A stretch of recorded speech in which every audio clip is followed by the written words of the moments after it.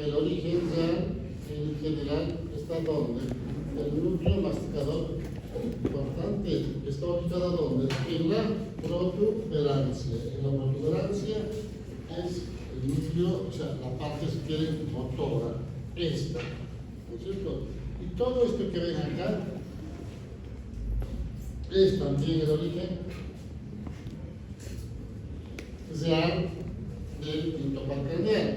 Pero el detalle del psicológico es bastante largo. Tenemos el núcleo queratínoso para el dolor que está donde, abajo, en la parte cervical. Acá en los primeros segmentos cervicales, el núcleo sensitivo principal para el tacto de la presión, tenemos donde, acá, justo en este segmento.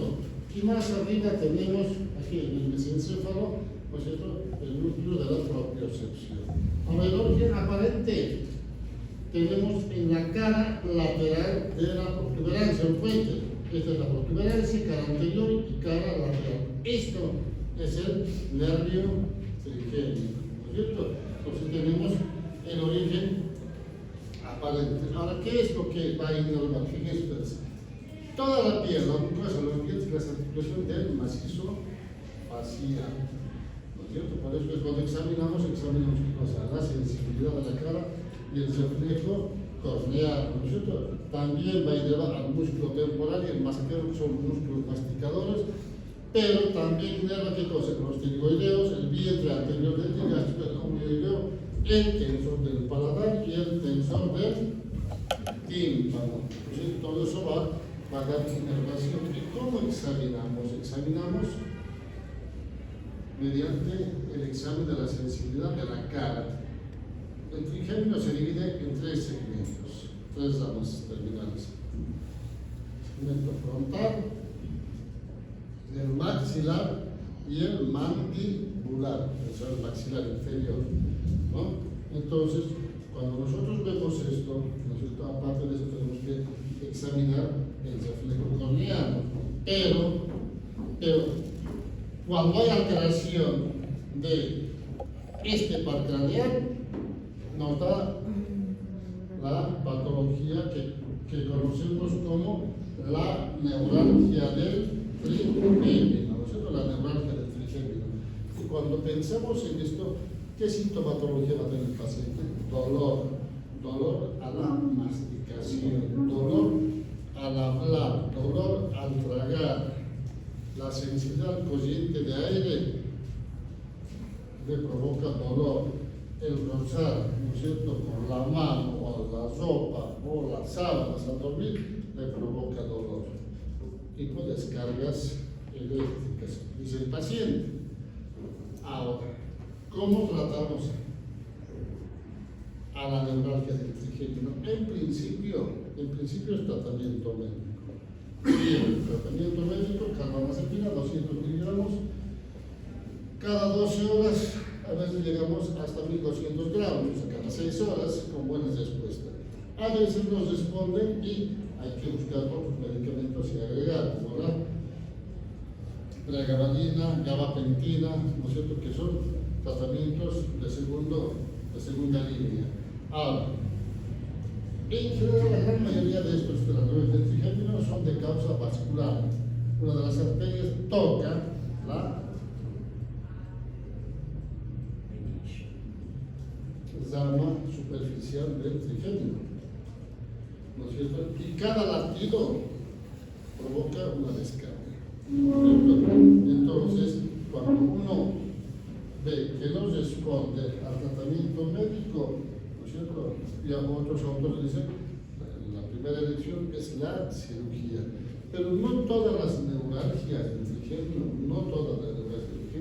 son de causa vascular. A veces son secundarios a tumores, pequeños tumores grandes, ¿no es cierto?, de la zona del ángulo pontocerebroso, o a veces, ¿no es cierto?, algunos autores dicen que es de causa venosa, no arterial, venosa, que comprime, está comprimiendo, como estrangulando al nervio, o simplemente algunos dicen que no es vascular, determinada, pero no encuentran una causa justificada. Entonces los pacientes los operan y siguen con el mismo problema. ¿No es cierto? Por eso es que al principio siempre se recomienda un tratamiento médico. Si responde con eso, magnífico, puede tomar eso, si quieren de por vida y está bien. ¿No es cierto? Ahora, cuando nosotros tenemos algo, séptimo par craneal, ya sabemos que es el facial. ¿El facial qué hace? Va a inervar, ¿no es cierto? Prácticamente, ¿no es cierto? Todos los músculos de la cara. Este también es un par craneal mixto, no es solamente motor sensitivo. Tiene motores, fibras parasimpáticas, que son los secretores, y los sistemas especiales para la sensibilidad, fundamentalmente de la zona que va a inervar, que es la cara, ¿no es cierto? Ahora, ¿cuál es el origen real? Fíjense ustedes, las fibras motoras están en la protuberancia, ¿no es cierto? Y las fibras parasimpáticas en el núcleo sanguinatorio, en el bulbo hacia abajo, ¿no es cierto? Y las fibras sensoriales también están en el bulbo, en el ganglio geniculado. O sea que más o menos tenemos acá séptimo par, que al final tenemos acá el otro par, el otro núcleo o origen real. Ahora, ¿cuál es el origen aparente de este par craneal? ¿No es cierto? Es el surco lateral, en el surco bulbo olfatorio lateral, ¿no es cierto? Entonces, si nosotros vemos, ¿no es cierto?, en este esquema, ¿no es cierto?, vamos a ver que estamos ahí. Ahora, este recorrido, fíjense, en la protuberancia hace un recorrido bastante extenso dentro de su origen real. O sea, va a dar una vuelta aquí al sexto par craneal, ¿no es cierto? Ahora, cuando sale este par craneal, sale junto con el octavo par craneal, pegados. Entonces, ¿qué es lo que va a inervar? Fíjense, los músculos faciales, todos los músculos faciales que tenemos acá, músculo estapello del extremo, músculo estiloideo, el vientre posterior, el anterior era el vientre anterior, ¿no es cierto? Con eso. Las glándulas salivales, ¿no es cierto? Digo, lagrimales y salivales, las papilas gustativas en los 2/3 anteriores de la lengua, la cara externa del tímpano, no la cara interna, la piel del conducto externo, el pabellón auricular de la oreja. Fíjense ustedes que va a inervar un montón de estructuras en la cara, Ahora, cuando nosotros vemos esto, ¿no es cierto?, lo que nos interesa en el examen, ¿qué es? La simetría de, ¿qué tenemos acá? El surco nasopeniano, ¿no es cierto? Eso es lo que nos orienta de que nuestro par craneal está normal. Entonces, ¿qué maniobras vamos a pedir para ver si está alterado o no? ¿No es cierto? Que levante la ceja, que cierre los ojos con fuerza, ¿no es cierto?, que abra la boca, que infle la boca, ¿no es cierto? Y todas esas maniobras nos ayudan a ver si está alterado o no el séptimo par craneal. Obviamente, cuando el paciente tiene una lesión del séptimo par, nosotros rápidamente asociamos a una parálisis facial. ¿Por qué? Porque hay bordamiento del surco nasogeniano, además desviación de la cara, y el paciente no puede cerrar. ¿No es cierto? Pero, pues ya con eso nos orienta que el paciente, ¿no es cierto?, tiene una parálisis facial. Ahora, la parálisis facial existe fundamentalmente lo que conocemos la parálisis de Bell. La parálisis de Bell, escucharon ustedes, ¿no es cierto?, es la parálisis facial periférica, pero existe otro que es la parálisis facial central, que es de la mitad de la cara para abajo, no para arriba. Entonces, pero en general, la gran mayoría son las parálisis faciales periféricas, que es en el trayecto, ¿no es cierto?, del nervio facial. Entonces, al principio se hablaba mucho de enfriamiento, ¿no es cierto?, cambio de temperatura, después se habló de la presencia de un virus que va a provocar la inflamación y actualmente, o sea, o antes mejor, se usaba mucho, ¿no?, el famoso complejo B como antineurítico, la vitamina B6 al principio, después la vitamina B12 y después los antivirales como ser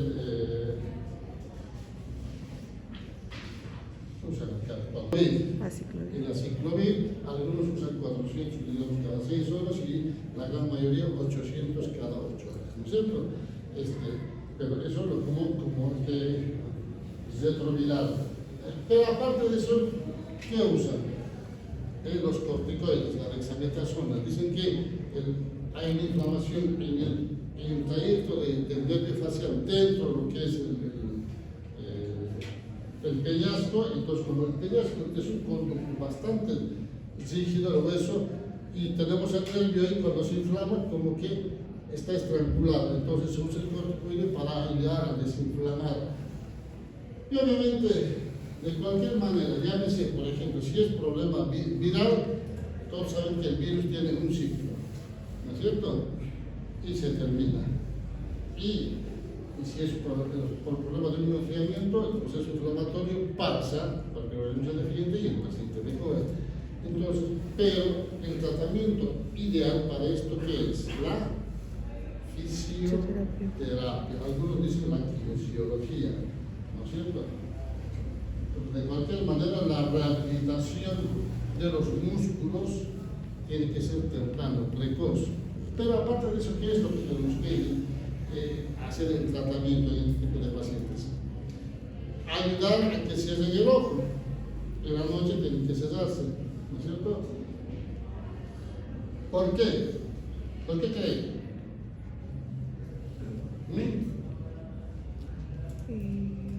¿Por qué creen?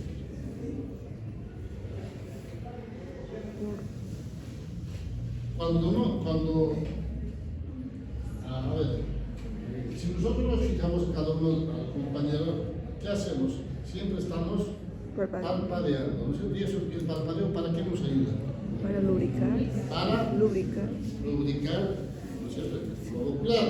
Entonces, si el párpado de este paciente que tiene parálisis facial no cierra, ¿qué es lo que provoca? Seroftalmia. ¿Cómo? Seroftalmia. ¿Ah? Seroftalmia. Se queda en el ojo. Se queda en el ojo, después. ¿Cómo? Infecciones. Úlceras corneales, ¿no? Entonces tenemos que evitar eso, las úlceras corneales, porque si tiene úlcera corneal, básicamente es un problema para el ojo, ¿no es cierto? Pues ¿qué es lo que tenemos que enviar? En general, no mandar las gotitas lagrimales, ni mucho menos, hay que mandar al oftalmólogo para que revisen, ¿no es cierto?, la córnea y que le diga que sí tiene o no tiene la úlcera de córnea. Entonces, fíjense ustedes que no es solamente revisar parálisis facial, hay que tomar en cuenta todas estas cosas cuando estamos tratando una parálisis facial. Bien, seguimos. Octavo par cardíaco, el vestíbulo coclear. Hablamos del vestíbulo coclear y este par cardíaco es sensitivo puro y, ¿no es cierto?, se encarga de la audición y la región vestibular. El origen real, ¿no es cierto?, el ramo coclear está donde? En el órgano de Corti y el ramo vestibular, ¿no es cierto?, en el ganglio vestibular de Scarpa, ¿no es cierto?, ganglio vestibular de Scarpa. Y el origen aparente, el surco portobulbar por fuera del facial. Ahora, ¿qué órganos va a inervar? Todo lo que es el órgano de Corti, el conducto coclear, las máculas, cutículos, sacros, grietas ampulares, semicirculares, el laberinto semimembranoso. En resumen, va a inervar al conducto auditivo y externo, ¿no es cierto? Eso ya están llevando eso en otorrino ustedes, ¿no es cierto? O ya llevaron. Le llevamos. Ya llevaron, entonces no saben eso, ¿no es cierto? Entonces, son, ¿no es cierto? Este patrón se encarga de todo esto. Ahora, ¿cómo vamos a evaluar a este patrón? Cuando nosotros evaluamos el sistema vestibular, vamos a buscar el signo de la maniobra de Zonder, ¿no es cierto? La maniobra de Zonder, y cuando nosotros vemos esto, hacemos que el paciente esté de pie con las manos pegadas, los pies juntos, la punta de los pies juntos, y que cierren los ojos, y vemos que normalmente tenemos un cierto balanceo, pero compensatorio, no nos caemos. El paciente que tiene problemas del vestíbulo, este paciente va a tener un problema de lateralización y con tendencia al caer. Los neurólogos dicen que se puede hacer el Zonder sensibilizado, es poner la punta del pie hacia adelante, lo mismo pegar la mano a los costados, y se balancea fundamentalmente hacia adelante y atrás, ¿no es cierto? Ahora, ¿qué trastornos puede darnos cuando hay alteración de este patrón? Problemas Auditivo. auditivos, ¿no es cierto? Problemas auditivos y trastornos del equilibrio. Y cuando tenemos problemas auditivos, ¿qué maniobras o qué pruebas hacemos? En otorrino ya llevamos eso, la prueba de Riner. y la Y prueba Weber. de Weber, ¿no es cierto? Para eso usamos qué cosa? El diapasón. Diapasón, ¿no es cierto? El diapasón. Entonces, para ver la conducción aérea y la conducción ósea, ¿no es cierto? Entonces, se hace la prueba y se comprueba si realmente tiene alteración de la audición. Y obviamente, cuando sospechamos eso, se lo mandamos al otorrino, y el otorrino va a completar de estudiarlo una serie de pruebas, como sea la audiometría, etcétera, etcétera, para confirmar que sí tiene un problema de la audición, ¿no es cierto? Bien, ahora, si nosotros tenemos al glosofaringio, el glosofaringio también es un patrón mixto del motor parasimpático secundario y sensorial sensitivo general. ¿Dónde está ubicado? Está ubicado en la ubicación en el bulbo. Esto en general son los llamados los pares bajos, los pares bajos. Entonces, como si ustedes van entendiendo, los pares van descendiendo desde lo que es el mesencéfalo, protuberancia y bulbo. Estos son los pares bajos, y el origen aparente, ¿dónde está? En el extremo superior del surco post-olivar. Entonces, si nosotros vemos el extremo superior del surco posterior, este es el surco posterior, este es el surco anterior y este es el surco posterior, y tenemos ahí al glosofaringio. Ahora, ¿qué órganos va a inervar este patrón? Fíjense ustedes: músculo estilofaringio, un músculo constrictor de la faringe, por la vía del plexo faríngeo, la glándula parótida por la vía del ganglio óptico, ¿no es cierto? Y obviamente tenemos acá los corpúsculos gustatorios, las papilas calciformes, pero ¿dónde? En el tercio posterior de la lengua, no la parte anterior. Los dos tercios anteriores, ¿por qué estaba inervado? Por él. Por el hipogloso. ¿Por qué? Por el hipogloso. Pero si hablamos hace un momento. El hipogloso. Ah.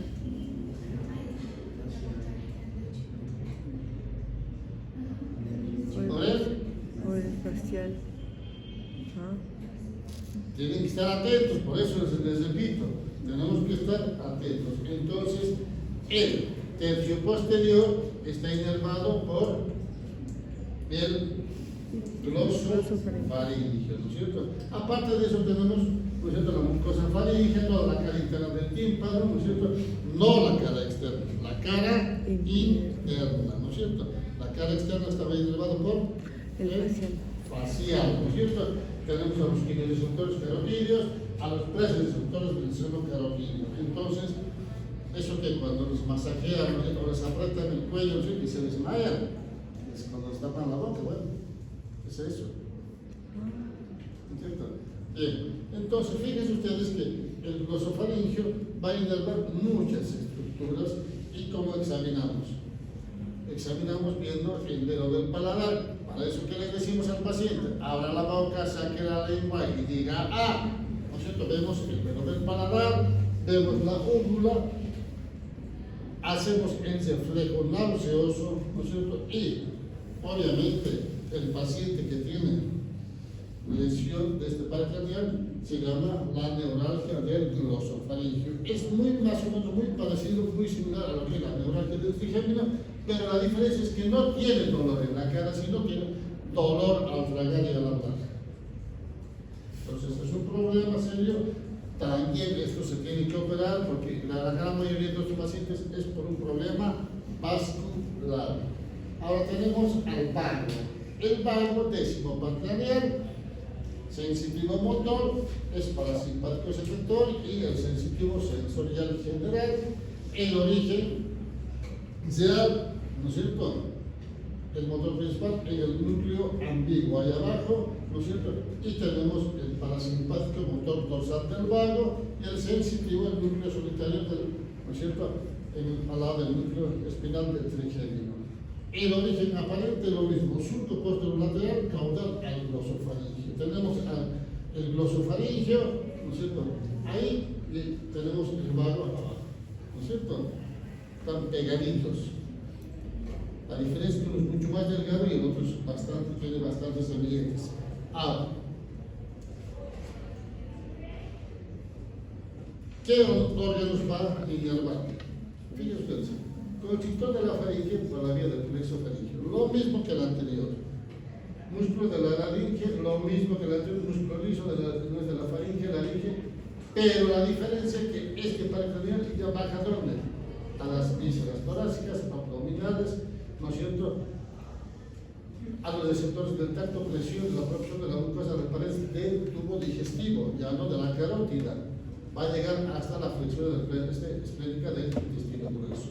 También a las vísceras torácicas, abdominales, receptores de la presión arterial, tensión del CO2, de la aorta a nivel del abdomen, también receptores del dolor y la temperatura, la presión de la laringe, faringe, conducto auditivo externo, cara externo del tímpano y oreja, las venillas de la fosa posterior.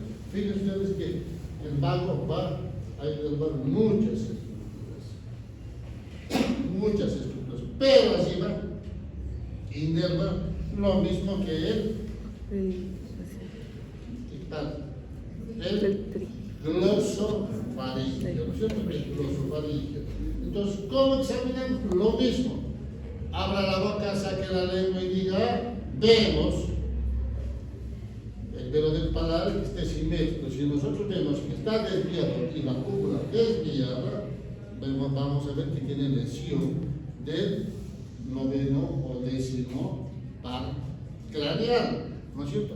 Pero ¿cuál es la diferencia con el otro? Que este paciente, cuando está lesionado el décimo par craneal, el paciente, ¿qué es lo que va a tener? Una disfonía por parálisis o paresia de las cuerdas vocales, ¿no es cierto? Va a haber ausencia del reflejo nauseoso, reflujo nasal y más o menos similar a lo que es el noveno par craneal. Entonces, fíjense ustedes que estos dos pares craneales se examinan juntos, lo mismo que cuando examinamos los oculomotores, como los oculomotores. Entonces, tenemos finalmente a lo que son el espinal o accesorio, ¿no es cierto? ¿Dónde es el origen real? Fíjense ustedes, en las primeras cervicales de la médula, no está en el bulbo, es la parte cervical, pero ¿dónde? El origen aparece en el surco anterolateral de la médula espinal, anterolateral de la médula espinal. O sea que este ya no está en el bulbo, está en la médula espinal. Y normalmente este par craneal inerva muchos músculos, pero lo que nos interesa es examinar dos músculos importantes, el esternocleidomastoideo, ¿no es cierto?, y el músculo trapecio. Para eso hacemos que mueva la cabeza para un lado y para el otro, y hacemos contrarresistencia y le pedimos que levante el hombro, ¿no es cierto?, uno a la vez, luego ambos, para definir si el músculo tiene el mismo tono y la fuerza, y ver que esté todo normal. Muchas veces el paciente no puede girar la cabeza, ¿no es cierto?, y viene a la consulta con un problema que le duele, no puede girar para el otro lado. Pero eso no es por un problema de lesión del accesorio, sino que más bien tenemos una contractura muscular, es lo que llamamos Partículas. la Partículas. tortícolis, ¿no es cierto?, que eso con un tratamiento antiinflamatorio y con eso se recuperan rápidamente. Ahora, cuando hay lesión de este par craneal, en general la gran mayoría es por trauma o sección de las ramas del accesorio. Esto en general cuando hay lipomas o quistes en el cuello o lipomas en el músculo trapecio, ¿no es cierto? Los cirujanos en general, no todos, ¿no es cierto?, en general no toman en cuenta a este par craneal. Abren, sacan la lesión y cierran. Cuando ven que el paciente tiene problemas de levantar el hombro o temas del músculo del esternocleidomastoideo, dicen no, la cirugía fue todo un éxito. Ahora no sé qué es lo que le pasó, lo voy a derivar al neurólogo. Y el neurólogo tiene que resolver lo que el otro destrozó. Entonces es importante tomar en cuenta estas cosas. Es importante tomar estas cosas porque a veces, ¿no es cierto?, una cirugía puede, digamos, lesionar y dejar lesión. Obviamente que no es tan importante, pero digamos, a nadie le gusta que tenga el hombro caído, ¿no es cierto?, por una sección de un lipoma.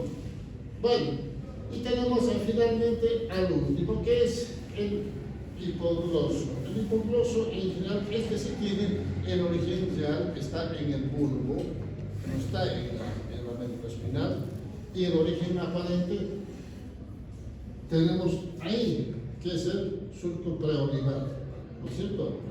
Bien, ¿qué es lo que va a inervar? Este es puramente motor, va a inervar exclusivamente a la lengua, ¿no es cierto?